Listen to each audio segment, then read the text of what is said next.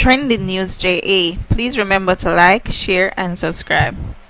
Welcome to Trending News JA. In today's video, we are going to be talking about the standoff between Chief Richard Currie and the Jamaican government. Now, for those of you who don't know who Chief Richard Currie is, he is the head of state for the cockpit country, aka the Maroon Chief or the Maroon's Colonel. Now, the annual Maroon Fest is celebrated on the 6th of January every year, and this year they're celebrating 284 years. During the celebration, the population grows from 500 to 8,000 persons and usually includes traditional drumming, storytelling, and dancing. With such high numbers, we can see why this festival would be of concern to the Jamaican government, given the current situation with the pandemic. In a recent post by the Jamaica Observer, it stated that just hours after police warned the public not to attend the Maroon Festival in St. Elizabeth on Thursday, as it would be in breach of the Disaster Risk Management Act, Colonel Richard Currie has announced that the event will go on as planned.